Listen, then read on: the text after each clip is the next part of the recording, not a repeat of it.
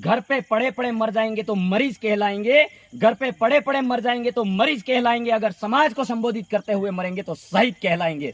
ये बात मैं कहना चाहता हूँ। गरणवास में जो आदिवासी परिवार की टीम द्वारा भिलू राणा पुंजा की जो मूर्ति अनावरण के तौर पर एक बोर्ड बनाया था। हेलो तो मूर्ति ऐसे ही बोल दूंगा मैं, मेरी आवाज से। मूर्ति अनावरण के उपलक्ष्य में इन्होंने बोर्ड बनाया था। सभी आदिवासी परिवार के कार्यकर्ताओं को मैं जो बोर्ड बनाया वो सहयोग राशि दी, उनको मैं एक बार बहुत बहुत धन्यवाद, आभार, जय जोहार ज्ञापित करता हूं। और जो हमारा भिलू राणा पुंजा और वीर शहीद जगदीश भाई पांडोर के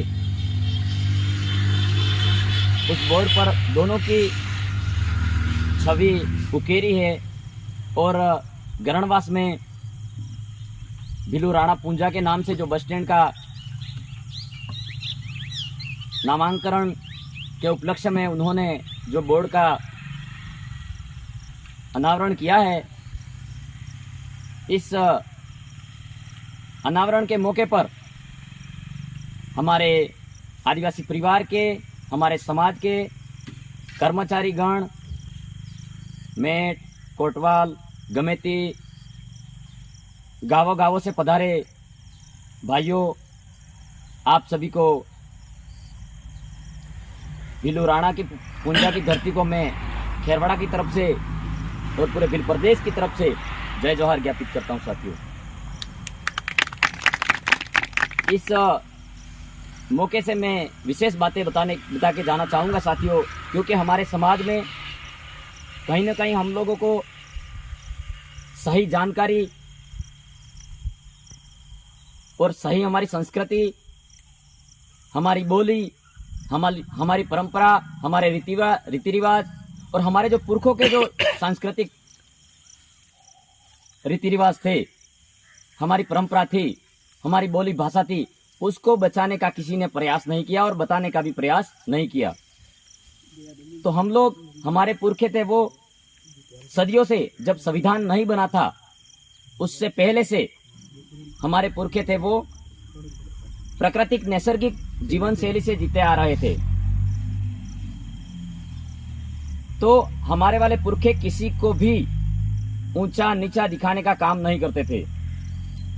हमारे पुरखे जिस तरीके से प्रकृति काम करती थी उस तरीके से हमारे पुरखे प्रकृति को देखकर उनकी जो व्यवस्था थी वो निर्मित हुई, यानी कि राइट सर्कल में जो काम करने की, प्रकृति जो राइट सर्कल में घूमती है, जमीन भी राइट सर्कल में घूमती है, उसके अकॉर्डिंग आदिवासी प्रकृति नैसर्गिक जीवन शैली से जीता आने वाला समुदाय है। यानी कि हमारे पुरखों ने देश आजाद नहीं हुआ था तब से पहले भी अगर किसी दूसरे समाज पर, कौमों पर अत्याचार होते देखे तो हमारा समाज का जो शुभ चिंतक व्यक्ति और समाज में जो अग्रज व्यक्ति थे वो खड़े हो गए। किसी भी जाति धर्म पर शोषण होता तो हमारे वाले पुरखे आगे खड़े होते थे। अपने घर पे कोई भी आ जाता है, कोई कुछ भी हो जाता है, आज यहाँ एक्सीडेंट हो जाएगा तो भी कोई भी भील समुदाय का व्यक्ति होगा, उसके अंदर ऐसा खून में, पुरखाई खून में ऐसा है कि वो बिना सोचे समझे मुझे क्या होगा कुछ नहीं सोचेगा, वो सीधा जाके उस मौके पर खड़ा रहेगा। ऐसा हमारा समुदाय है, यानी कि पूरे प्रकृति संरक्षण के उपलक्ष्य में काम करता है। वैसे हमारे भिलू राणा पुंजा ने भी, जिस तरीके से महाराणा प्रताप के खुद के भाई ने भी उनका साथ छोड़ दिया था। आज हम कई लोग कहते हैं कि महाराणा प्रताप ऊंचे, सबसे पहले महाराणा प्रताप का नाम ऊंचा रहने से पहले भिलू राणा पुंजा नहीं होते तो महाराणा प्रताप का नाम नहीं होता। मैं ये कहना चाहता हूं साथियों, क्योंकि हमारी जानकारी पूरे भारत क्षेत्र में सुनेंगे तो हम लोग इस वीडियो के माध्यम से बता देना चाहते हैं कि हमारे जो पुरखों के इतिहास को संरक्षण करने का काम हम लोग कर रहे थे, किसी को आपत्ति क्यों हो रही है, ये मैं सवाल करना चाहता हूं। कि हमारे संविधान में जैसे हमारे देश आजाद होने के बाद जो इस भारत देश को चलाने के लिए जो पुस्तक बनी, जो व्यवस्था चलाने के लिए जो पुस्तक बनी, कैसे व्यवस्था चलेगी, उससे पहले भी हमारे पुरखे थे वो इस व्यवस्था के अकॉर्डिंग तो चल ही रहे थे। लेकिन जो पुस्तक बनी संविधान, तो संविधान में भी आदिवासियों के हक अधिकार दिए कि आदिवासियों को उनके 5वीं और 6वीं अनुसूची में उनका अधिकार है। 244 13 3 क जो ये कहता है कि हमारे इस आदिवासी क्षेत्र विस्तार में 244 13 3 क को इस गांव में उस ग्राम सभा को विधि का बल प्राप्त है, ये हवाला बताया गया है, विधि का बल प्राप्त है। और उस तरीके से मैं संविधान के मूल कर्तव्यों की बात करूं तो अनुच्छेद 51 क में साफ साफ तौर पर बताया गया है कि पहले 10 मूल कर्तव्य थे। जब संविधान बना था उस टाइम 10 मूल कर्तव्य थे, फिर उसके बाद में 11 मूल कर्तव्य हुए 2002 में 46वें संविधान संशोधन के अंतर्गत, जो माता पिता अपने बच्चों का संरक्षण करें और 6 से 14 वर्ष के लड़कों को पढ़ाई का और उनका देख रेख करें, यूं करके वो अधिकार जोड़ा गया मूल कर्तव्य में, मूल कर्तव्य जोड़ा गया, उल्लेखित किया गया है मूल कर्तव्य में। तो 11 कर्तव्य हुए। तो उन 11 कर्तव्यों में सबसे पहला कर्तव्य क से शुरू होता है संविधान में, क ख ग घ अंग ज यूं। तो मैं मूल 11 कर्तव्यों की थीम पर ही बात करना चाहूंगा कि जैसे पहले मूल कर्तव्य में ये बताया गया कि भारत का कोई भी नागरिक संविधान की पालना करे, ये बताया गया है। और उसके बाद में दूसरा है स्वतंत्रता के लिए, दूसरा मूल कर्तव्य स्वतंत्रता के लिए राष्ट्रीय आंदोलनों को प्रेरित करने के लिए जो उच्च आदर्श है उनको सजोए रखे। भाई मैं मेरी बात को मीडिया के माध्यम से ये बात जहां भी पहुंचे, शासन प्रशासन से भी पहुंचे, हम लोग तो कर्मचारी है, लेकिन हमारे समाज के जो सामाजिक जनजागरण करने वाले व्यक्ति और हम लोग सब मिलकर मतलब क्या गलत कर रहे हैं ये बताओ, या संविधान गलत है या हम गलत है। संविधान के मूल कर्तव्य में दूसरे मूल कर्तव्य में ये बताया गया है कि स्वतंत्रता के लिए राष्ट्रीय आंदोलन को प्रेरित करने वाले उच्च आदर्शों को सजोए रखे। तो हम लोग तो ये जो हमारे पुरखे जो जिस तरीके से हल्दीघाटी के युद्ध में लड़े थे, अगर हल्दीघाटी के युद्ध में भीलू राणा पुंजा नहीं लड़ते तो क्या होता है ये सोचो। तो उन आदर्शों को हम बचाने का प्रयास कर रहे हैं, तो हम तो संविधान के अकॉर्डिंग चल रहे हैं। आदिवासी समुदाय है वो कभी किसी का गलत नहीं करता है, भले अनपढ़ होगा लेकिन समझदार है हमारा समाज। इस तरीके से इसी मूल कर्तव्यों के उल्लेखिका के आधार पर मैं बात रखना चाहूंगा कि तीसरा नंबर का जो मूल कर्तव्य है भारत की प्रभुता, एकता, अखंडता की रक्षा करे। भाई ये बोर्ड लग जाने पर अखंडता का कहीं वो हो रहा है क्या?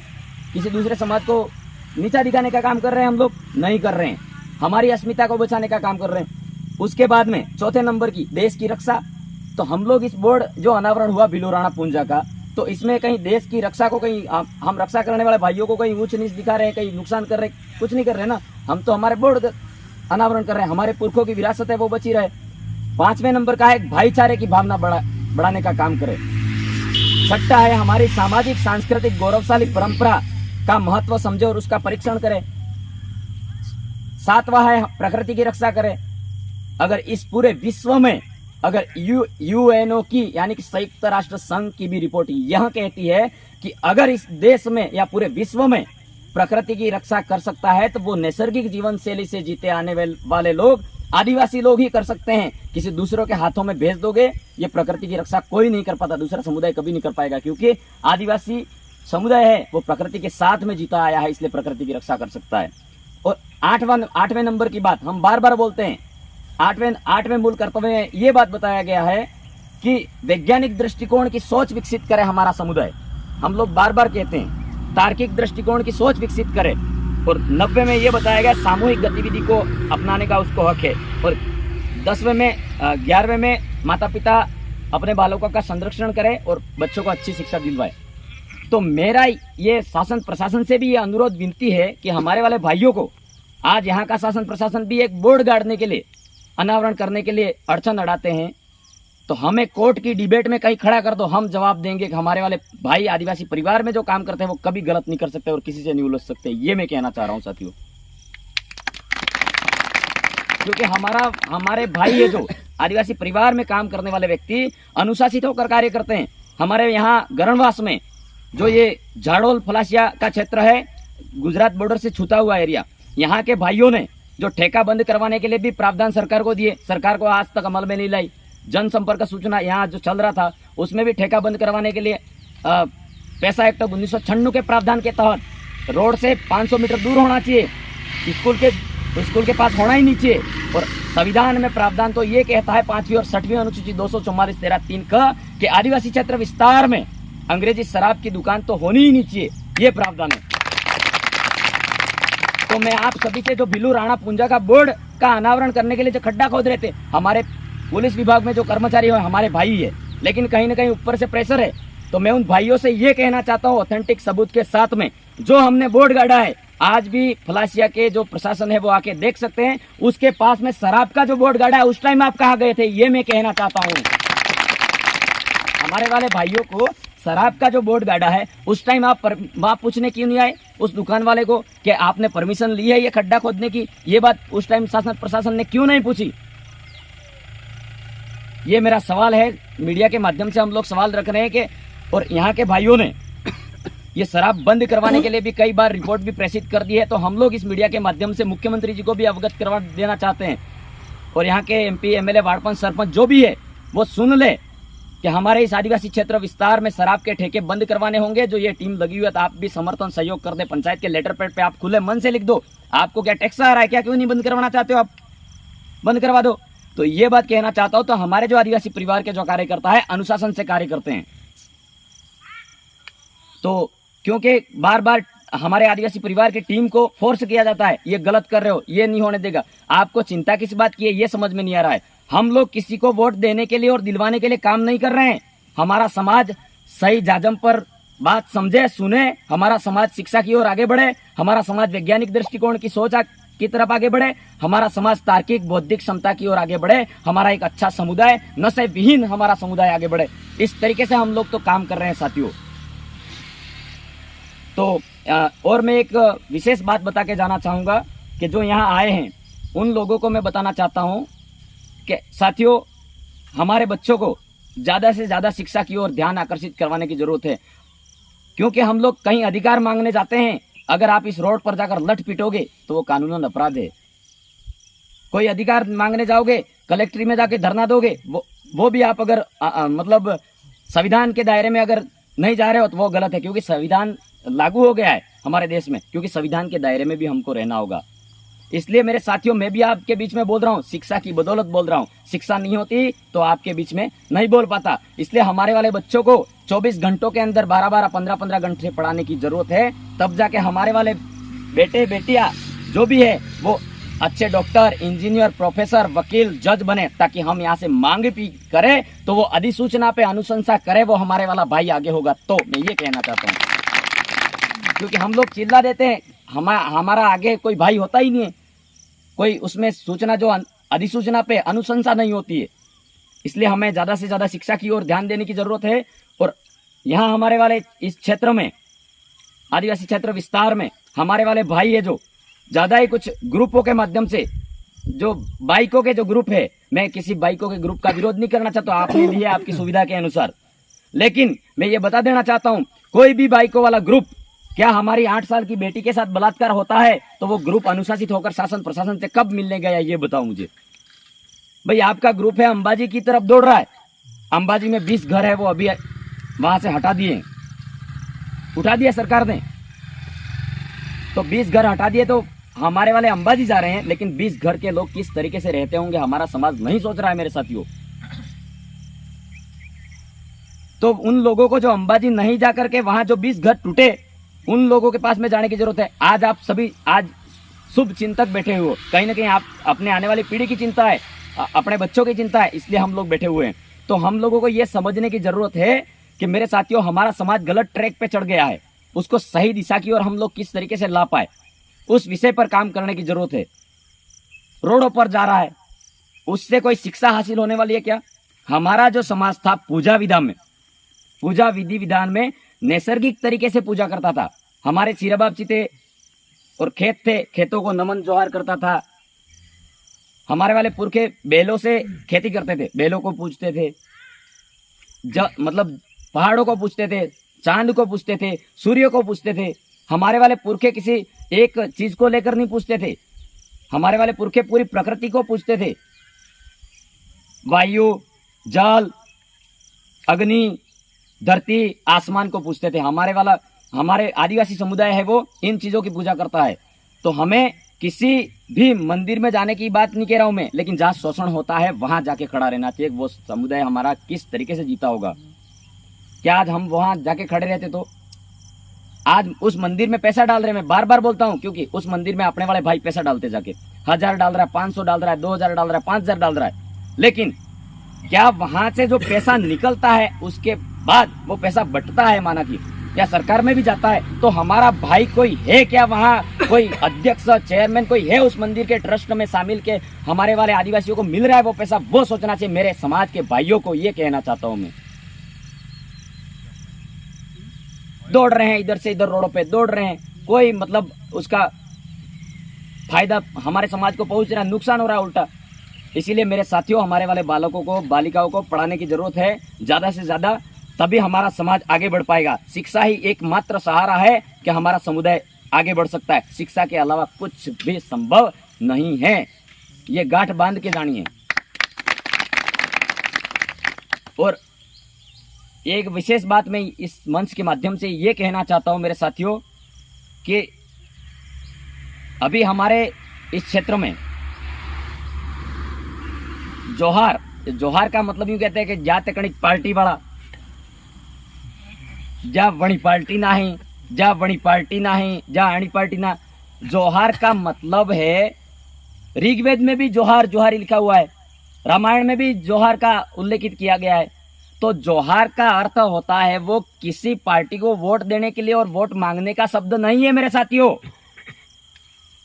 जोहार का मतलब होता है कि आपणे जी काटतो थाय क्रियावर खरस वणामा जी बाई આવી હતી સોકા હાલી હતી હાથમાં, પછી जी મરી જોવે या મરી જીવે કણું બી વણાય, પછી લાસ્ટ પછી ઊભું થાય ને કે जोहार, अंतिम जोहार, यानी कि पांचों तत्वों में विलीन हो जाना। अग्नि का भाग अग्नि में चला जाना, जल का भाग जल में चला जाना, मिट्टी का भाग मिट्टी में चला जाना, वायु में चला जाना, श्वास, वैसे उसको अर्पित करते हैं अंतिम जोहार। ये जोहार का शब्द है, अर्थ है। और जोहार का हिंदी व्याकरण शब्द शैली के अनुसार उसका अर्थ होता है सबका कल्याण करने वाली प्रकृति की जय, ये अर्थ होता है जोहार का। तो हमारे वाले जो बाप दादा थे वो पहले से जोहार बोलते आते थे। जैसे जेब में पैसा होता था, अजुआड़ी में सौदो दिखा तो तेरे पसे एम कहता के फाटा फाटा तम राखजो ने हाजा हाजा कपड़ो मई પહેરાડજો ने, एक ना 2 पैसा मेळवजो, 2 ना 10 पैसा मेळवजो, जोहार जोहार सौदो बापसी, ये कहते थे कि नहीं कहते थे? तो हमारे वो पुरखों का शब्द है मेरे साथियों, उसको बचा के रखना है।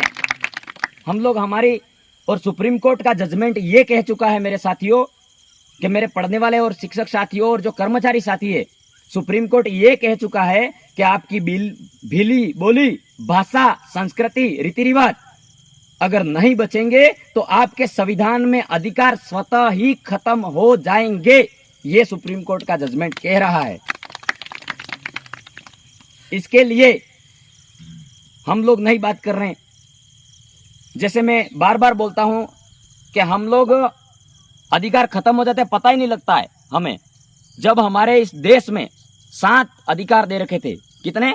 7 अधिकार थे उस समय। तो संपत्ति का अधिकार भी हमारे को था, यानी कि जमीन के अंदर सोना निकले तो वो अपना था, ये जमीन से मिट्टी निकले तो वो अपनी, जो भी सोना निकले, चांदी निकले, रेती निकले, पत्थर निकले, गिट्टी निकले, कंक्रीट, जो कुछ भी निकले अपना था। जिस समय 1935 में अधिनियम में जो संविधान में प्रावधान दिए, ये यहाँ भारत के संविधान ने तो दिए ही दिए, लेकिन हमारे यहाँ ब्रिटिश शासन हुआ करता था इस भारत देश में। तो ब्रिटिश शासन काल में ये जो भूमि संपादन अधिनियम है वो ब्रिटेन में पारित हुआ था। ब्रिटेन में ऐसे पारित हुआ कि यहाँ बिरसा मुंडा और टांटिया भील नाम के 2 हमारे महापुरुष हुआ करते थे। 14 साल तक लड़ाई लड़ी थी वो। उन्होंने लड़ाई लड़ी तो ब्रिटेन वाले लोगों ने सोचा कि ये लोग 14 साल तक लड़े और मर जा रहे हैं तो भी ना नहीं कह रहे, लड़ने के लिए ना नहीं कह रहे और शहीद हो रहे हैं। तो ब्रिटेन वालों ने यहाँ अधिसूचना बेसी पूछा कि ये लोग मर रहे हैं, क्यों मर रहे हैं? फिर यहाँ वालों ने रिपोर्ट भेजी, जमीन के लिए मर रहे, टुकड़े के लिए मर रहे हैं और उनकी बोली, भाषा, संस्कृति के लिए और हक मांगने के लिए पीछे नहीं हट रहे हैं। हक मांगने का काम कर रहे हैं ये लोग। तो है कौन? तो ब्रिटेन गवर्नमेंट ने ये वहां अधिसूचना पे, प्रस्ताव पे साइन किए कि जो लड़ रहा है, मर रहा है, कट रहे हैं। लाखों लोग शहीद हो गए थे उस समय। तो उस समय ये बात बताई उन्होंने कि जो मर रहे हैं वास्तविक, आज अपन इस जमीन के टुकड़े के लिए कुछ आदमी अपने भाई भी लड़ाई झगड़ा करके ऐसे उतर जाते हैं। तो हम इस धरती से, प्रकृति से हमको प्यार है इसलिए। तो वैसे ब्रिटेन गवर्नमेंट ने भूमि संपादन अधिनियम पारित किया और उसमें यह बताया गया कि इस भारत देश में जो मर रहे हैं, शहीद हो रहे हैं, वो इस आदिवासी है, वो इस भारत देश के मूल मालिक है। उनकी जमीन गैर आदिवासी तो ठीक, केंद्र सरकार तो ठीक, राज्य सरकार भी नहीं ले सकती है और दूसरा व्यक्ति दूसरे समुदाय का भी नहीं ले सकता है। आदिवासी इस देश का, भारत देश का मूल मालिक है। ये ब्रिटेन ने कहा है, मैंने नहीं कहा है। तब फिर उसके बाद में देश आजाद होता है, संविधान बन जाता है। उसके बाद में हमारे यहाँ प्रथम प्रधानमंत्री पंडित जवाहरलाल नेहरू के बाद जो प्रधानमंत्री बनते रहते हैं, उसके बाद 7वें नंबर पे संपत्ति का अधिकार था। आपके गुजरात के कम समय में प्रधानमंत्री बने थे मोरारजी देसाई करके। संपत्ति के अधिकार को मोरारजी देसाई ने विकास के नाम पर उन्होंने खत्म कर दिया। आज में पढ़ा लिखे हुए हम लोग तो आज खुलकर बताना चाहते हैं। हमारे वाले लोग पढ़ जाने के बाद भी, अच्छे नौकरियों में चले जाने के बाद भी समाज को सही जानकारी देने से डर किस बात का लग रहा है, ये मुझे समझ में नहीं आ रहा है मेरे साथियों। बताना पड़ेगा ना समाज को। तो 1977 में मोरारजी देसाई ने ये उसमें लिखा कि इस देश में अगर किसी की जमीन लेंगे तो उसका मुआवजा देंगे। जमीन जा रही है उतना मुआवजा देंगे। क्या आज आप सभी लोगों को मिल रहा है? वहां से हमारे अधिकार थे वो नष्ट हुआ, संपत्ति का अधिकार। इसलिए मेरे साथियों जाग जाओ। अगर हमारे पुरखों की जो विरासत संस्कृति होगी तब तो हम पहचान कर पाएंगे कि हम ये है। बाकी आने वाले समय में हमारी बोली भाषा संस्कृति नहीं रहेगी, हम लोग खत्म हो जाएंगे। जैसे मैं बता दूं 1871 से लगा के 81 से लगा के आपकी पहली स्वतंत्र भारत से पहले जो जनगणना हुई ब्रिटिश शासन काल में, उस समय एबोरिजिनल लिखा था, एमिनिस्ट लिखा था, इंडिजिनियस पीपल लिखा था। लेकिन जब 1951 के आसपास 61 की जनगणना होती है, उस टाइम हमारे को अनुसूचित जनजाति के प्रावधान में डाल दिया जाता है। नहीं डाल दिया जाता साथियों, आप सभी पढ़े लिखे और समझदार साथियों। लेकिन आदिवासी शब्द जयपाल सिंह जी मुंडा ने ड्राफ्टिंग कमेटी में आदिवासियों के नेतृत्व करते हुए उन्होंने कहा था बाबा साहब अम्बेडकर को कि हमको आदिवासी शब्द से उल्लेखित करो, ये बोला था। लेकिन उन्होंने एक सूची बना के, पूरे ट्राइबलों की सूची बना के अनुसूचित जनजाति का दर्जा दे दिया। आज इसलिए हम लोगों को कहीं ना कहीं समस्या का सामना करना पड़ रहा है मेरे साथियों। तो जब जो 51 की जनगणना होती है तो उस टाइम हम 61% के आसपास थे, 60%। जब 61, 62 की, 61 की, 71 की, 81 की, 91 की जनगणना होती है, उसमें हम लोग आगे बढ़ने चाहिए कि नहीं बढ़ने चाहिए, यूं बताओ। 60% है तो हम लोग कितने परसेंट होने चाहिए? 70% होना चाहिए। 70% है तो 80% होने चाहिए। तो उस समय हम भारत आजाद होने के बाद भी 60% थे हम लोग आदिवासी। कितने थे? 60%। बोलो कितने थे? 60%। और अभी वर्तमान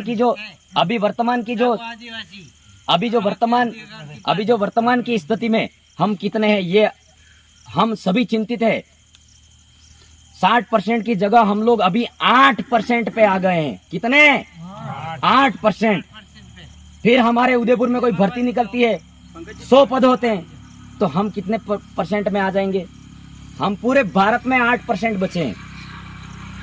तो मैं इस मीडिया के माध्यम से हमारे जितने भी प्रधानमंत्री बने हैं और वर्तमान में है, और जितने भी भारत के एमएलए हैं, ट्राइबलों के लिए बोलते हैं, उन सभी से सवाल और प्रश्न करना चाहता हूं कि हमारे को जो 1951 और 61 की जनगणना के अनुसार हम लोग 60% थे, तो आज हमारे को लोकसभा और विधानसभा में आप अधिसूचना दो और आदिवासियों को 60% उनका दर्जा दिया जाए, ये आप परफॉर्मा दो। ये मैं कहना चाहता हूं सभी शासन प्रशासन के जो अग्रिम वक्ताओं को। इसलिए हम लोगों को अधिकार नहीं मिल रहे, हम संख्या में कम हो गए हैं। हम लोग है भीड़ भड़ाके में खूब मान रहे, हम खूब है, लेकिन हम 8% पे है, खत्म होने वाले हैं। आने वाले टाइम में हम लोगों की कोई पहचान नहीं रहेगी। 8% अभी आने वाली जनगणना 31 में होने दो, 8% रहते हैं कि 5% पे आ जाते हैं। अगर हमारी आदिवासी संस्कृति, रीति रिवाज, बोली भाषा, संस्कृति बचेगी तो हमको आरक्षण मिलेगा। संविधान ने सीधा सीधा बताया गया है।